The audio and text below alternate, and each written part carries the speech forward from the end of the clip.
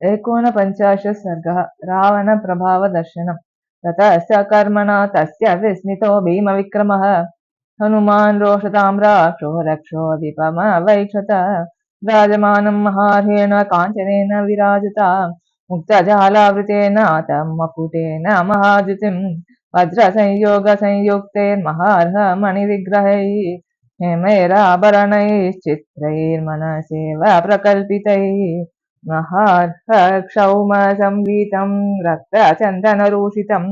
स्वनुलिप्तं विचित्राभिर्विराभिश्च भक्तिभिः विवृतैर्दर्शनीयैश्च रक्ताक्षैर्भीमदर्शनैः दीप्ततीक्ष्णमहादंश्रैः प्रलम्बदशनच्छदैः शिरोभिर्दशभिर्वीरं भाजमानं महोजसम्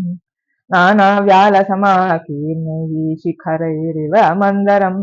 नीलाञ्जनशयप्रख्यं हारेणोरसिराजता पूर्णचन्द्राभवक्त्रेण सबलाकमिवाम्बुदाम् बाहुर्भिर्बद्धकेयूरैश्चन्दनोत्तमरूषितैः राजमानाङ्गदैः तीनैः पञ्चशीर्षैरिवोरगैः महती स्फाटिके चित्रे रत्नसंयोगसंस्कृते उत्तमास्तरणास्तीर्णे सुपविष्टं वरासने अलङ्कृताभिरत्यर्थं प्रमदाभिः समन्ततः बालव्यजनहस्ताभिरारात्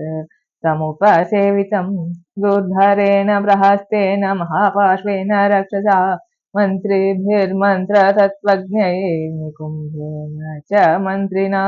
सुकोपविष्टं रक्षोभिश्चतुर्भिर्बलदर्पितैः कृत्स्नं परिवृतं लोकं चतुर्भिरिव सागरैः सचिवैर्मन्त्रतत्त्वज्ञैरन्यैश्च शुभबुद्धिभिः अन्वास्यमानं रक्षोभिः सुरैरिव सुरेश्वरम् अपश्यद्राक्षसपतिं हनुमानदितेजसं विष्टितं नेरुशिखरे सतोयमिव तोयदाम् स तैः सम्पीड्यमानोऽपि रक्षोभिर्भीमविक्रमैः विस्मयं परमं गत्वा रक्षोदीपमवैक्षत भ्राजमानं ततो दृष्ट्वा हनुमान् राक्षसेश्वरं मनसा चिन्तयामास तेजसा तस्य मोहितः अहो रूपमहो धैर्यम् अहो सत्त्वमहो द्युतिः अहो राक्षसराजस्य सर्वलक्षणयुक्तताम् यद्यधर्मो न बलवान् स्यादयं राक्षसेश्वरः स्यादयं सुरलोकस्य स शक्रस्यापि रक्षिता अस्य क्रूरैर्नृशंसैश्च कर्मभिर्लोककुत्सितैः सर्वे बिभ्यति कल्वस्मान् लोकाः सामरदानवाः अयं ह्युत्सहते क्रुद्धा कर्तुमेकार्णवं जगत् इति चिन्तां बहुविधाम् अकरोन्नतिमान् हरिः दृष्ट्वा राक्षसराजस्य प्रभावममितौजसः इति श्रीमद् रामायणे सुन्दरकाण्डे 49 सर्गः। 50 सर्गः रहस्यप्रश्नः। तमोद्वीक्ष्य महाबाहुः पिङ्गाक्षं पुरतः स्थितं रोषेण महता विष्टो रावणो लोकरावणः शङ्काहतात्मादध्रौ स कपीन्द्रं तेजसावृतं किमेष भगवान् नन्दी भवेत् साक्षादिहागतः येन शप्तोऽस्मि कैलासे मया सञ्चालिते पुरा सोऽयं वानरमूर्तिः स्यात् किंस्विद्बाणोऽपि वासुरः स राजा रोषतां राक्षसं मन्त्री सत्तमं कालयुक्तमुवाचेदं रुचो विपुलमर्थवत् दुरात्मा पृच्छ्यतामेष कुतः किं वास्य कारणं वनभङ्गे च को स्यात् को राक्षसीनां च तर्जने मत्पुरीमप्रदृश्यां वा गमने किं प्रयोजनम् आयोधने वा किं कार्यं पृच्छ्यतामेष दुर्मतिः रावणस्य वचः श्रुत्वा प्रहस्तो वाक्यमब्रवीत् समाश्वसिः भद्रं तेन दीः कार्यात् त्वया कपे यदि तावत् त्वमिन्द्रेण प्रेषितो रावणालयं तत्त्वमाख्याहि मा भूत्ते वयं वानर मोक्ष्यसे यदि वैश्रवणस्य त्वं यमस्य वरुणस्य वा चाररूपमिदं कृत्वा प्रविष्टो नः पुरीमिमाम् विष्णुना प्रेषितो वापि दूतो विजयकाङ्क्षिणा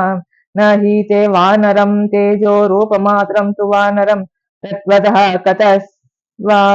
कथयस्वाद्य ततो वानरमोक्षसे अनृतं वदतश्चापि दुर्लभं तव जीवितम् अथवा यन्निमित्तं ते प्रवेशो रावणालये एवमुक्तो हरिवरस्तदा रक्षो गणेश्वरम् अब्रवीन्नास्मि शक्रस्य यमस्य वरुणस्य वा धनदेन न मे शक्यं विष्णुना नास्मि चोदितः जातिरेव मम त्वेषा वानरोऽहं नियागतः दर्शने राक्षसेन्द्रस्य दुर्लभे तदिदं मया धनं राक्षसराजस्य दर्शनाते विनाशितम् ततस्ते राक्षसा प्राप्ता बलिनो युद्धकाङ्क्षिणः